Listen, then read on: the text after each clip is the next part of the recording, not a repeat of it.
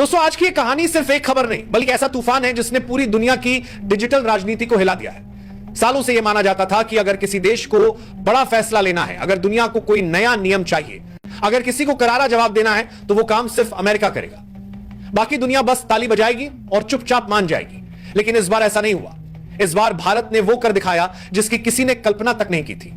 America के राष्ट्रपति Donald Trump ने मंच से पूरी दुनिया को यह संदेश दिया कि भारतीय अब उनके लिए खतरा हैं और गूगल, माइक्रोसॉफ्ट और एप्पल जैसी कंपनियों को भारतीयों को नौकरी देना बंद कर देना चाहिए। सोचिए, यह सिर्फ एक बयान नहीं बल्कि एक ऐसा ताना था जो सीधे हमारे आत्मसम्मान पर वार कर रहा था। पहले के दौर में शायद भारत चुप रहता, सोचता कि सही समय आने पर जवाब देंगे। लेकिन अब का भारत वह पुराना भारत नहीं है। अब का भारत बोलना जानता है और बोलते वक्त किसी से डरता नहीं है। साथियों, मैंने कभी आपसे यह नहीं कहा कि इस चैनल को सब्सक्राइब करें और आपको भारत वाही महार का, भारत नहीं महार का, भारत का, भारत वाह सूरा लाइक करें या शेयर करें, क्योंकि मुझे हमेशा यकीन रहा कि अगर मेरी बातों में सच्चाई होगी तो लोग खुद उसे सुनेंगे और फैलाएंगे। लेकिन आज पहली बार मैं आपसे एक विनम्र अपील कर रहा हूं, अगर आप मुझे एक ईमानदार पत्रकार मानते हैं तो अभी इस चैनल को सब्सक्राइब कर लें और इस वीडियो को अंत तक जरूर देखिए। ट्रंप के इस बयान के कुछ ही घंटों के भीतर दिल्ली से एक ऐसा फैसला आया जिसने वॉशिंगटन की गलियों में हलचल मचा दी। भारत ने एक ऐतिहासिक डिजिटल टैक्स लागू कर दिया। यह टैक्स उन दिग्गज कंपनियों पर सीधा वार था जो भारत से हर साल अरबों खरबों रुपए कमा रही थी लेकिन यहां टैक्स तक नहीं भरती थी।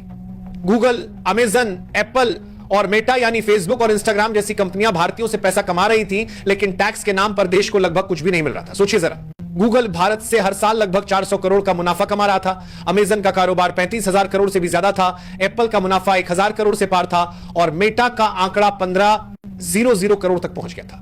इतना पैसा हमारी जमीन से निकलकर बाहर जा रहा था और बदले में हमें सिर्फ आप एक बड़ा बाजार है का टैग मिल रहा था। भारत ने साफ कह दिया कि अब यह खेल नहीं चलेगा।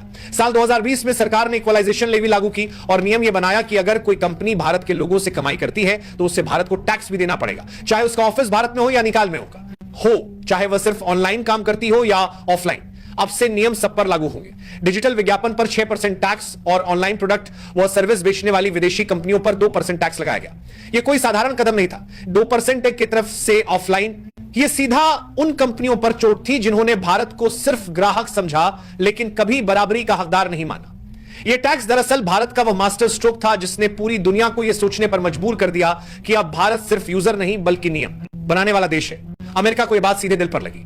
वॉशिंगटन में बैठे बड़े बड़े नेता और बिजनेस लीडर्स अचानक बेचैन हो गए। उन्होंने वर्ल्ड ट्रेड ऑर्गेनाइजेशन का दरवाजा खटखटाया और भारत के डिजिटल टैक्स को एक तरफा और गैरकानूनी करार दिया। लेकिन भारत ने भी साफ शब्दों में कह दिया कि यह किसी देश पर हमला नहीं है बल्कि यह सिर्फ न्याय है। अगर आप यहां से कमाएंगे तो टैक्स भी यही देंगे। नतीजा चौंकाने वाला था। WTO ने भारत के पक्ष में फैसला सुनाया। यह वही पल था जब पूरी दुनिया ने स्वीकार किया कि भारत अब सिर्फ एक बाजार नहीं है बल्कि वह एक ताकत है जो खेल के नियम खुद लिख रहा है। भारत के इस फैसले के बाद अमेरिकी कंपनियों की हालत खराब हो गई। मजबूरी में अमेजन को भारत में लोकल ऑपरेशंस बढ़ाने पड़े।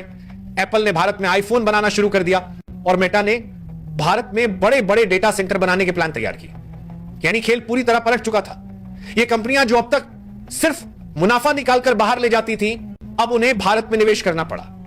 यह बदलाव सिर्फ टैक्स की वजह से नहीं था बल्कि एक साफ ऐलान था कि भारत अब किसी से दबकर नहीं चलेगा। दोस्तों, यह बात समझना बेहद जरूरी है कि यह फैसला सिर्फ टैक्स का मामला नहीं था बल्कि यह भारत की आत्मनिर्भरता और आत्मसम्मान का मामला था। ट्रंप ने सोचा कि अगर भारत टैक्स में सख्ती करेगा तो हम भारतीयों की नौकरियों पर हमला करेंगे, लेकिन भारत ने दबाव में आने से साफ इनकार कर दिया। सरकार ने चेतावनी दी कि अगर ज्यादा दबाव डाला गया तो 2% को 4% और 6% को 8% कर देंगे। यह बयान सुनकर अमेरिकी कंपनियों की नींद उड़ गई। सोचिए, अगर टैक्स बढ़ा दिया जाता तो उन्हें हर साल हजारों करोड़ का नुकसान उठाना पड़ता। यह सिर्फ पैसों की लड़ाई नहीं थी, यह उस संदेश की लड़ाई थी जो भारत देना चाहता था कि अब हमारी जमीन पर खेल के नियम हम लिखेंगे। इस डिजिटल टैक्स का असर सिर्फ कंपनियों पर नहीं पड़ा बल्कि बाकी दुनिया भी इससे प्रभावित हुई। फ्रांस, इटली और ऑस्ट्रेलिया जैसे देशों ने भी भारत का रास्ता अपनाया और डिजिटल टैक्स लागू कर दिया। यह भारत की जीत थी। यह भारत की वो मिसाइल थी जिसने बाकी देशों को भी अपने हक के लिए खड़ा होने की हिम्मत दी। अगर भारत यह कदम नहीं उठाता तो आज भी गूगल, अमेजन, एप्पल और मेटा अरबों खरबों कमा रहे होते और हमें सिर्फ दर्शक बना रखा होता। लेकिन अब हालात बदल चुके हैं। अब जो भी यहां से कमाएगा उसे भारत के नियम मानने होंगे। यही सोच आने वाले वक्त में भारत को और मजबूत बनाएगी। यही सोच दुनिया को बताएगी कि भारत अब किसी भी ताकत के आगे झुकने वाला नहीं है। आज भारत में 70 करोड़ से ज्यादा लोग इंटरनेट इस्तेमाल कर रहे हैं और आने वाले कुछ सालों में यह आंकड़ा 100 करोड़ के पार पहुंच जाएगा। यह बाजार किसी सोने की खान से कम नहीं है और इस खान के नियम अब भारत खुद तय कर रहा है। यही वजह है कि सी ब्रेक से सोने के लिए मांगली कुछ साल करोड़ से ज्यादा लोग 70 करोड़ से ज्यादा लोग कर रहे हैं। कंपनियों को मजबूरी में भारत में निवेश करना पड़ रहा है, चाहे वो एप्पल के फैक्ट्री हो, अमेजन का लोकल ऑपरेशन हो या मेटा के डेटा सेंटर। यह सब भारत की नई ताकत का सबूत है। दोस्तों, यह कहानी सिर्फ एक टैक्स की नहीं है, यह कहानी है उस बदलाव की जो भारत की आर्थिक नीति में आया है। यह कहानी है उस आत्मविश्वास की जिसने भारत को दुनिया के सामने सीना ठोककर खड़े होने की ताकत दी है। जब कोई देश अपने संसाधनों की कीमत खुद तय करने लगे, जब कोई देश अपनी जमीन पर अपने नियम लागू करने लगे, तभी वह सच्चे मायनों में स्वतंत्र होता है। भारत ने यह साबित कर दिया है कि अब वह दौर खत्म हो गया है जब हमें सिर्फ बाजार समझा जाता था। अब सवाल यह है कि क्या यह लड़ाई यहीं खत्म होगी?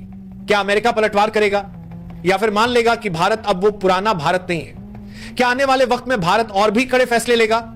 यह सवाल आज हर किसी के मन में है।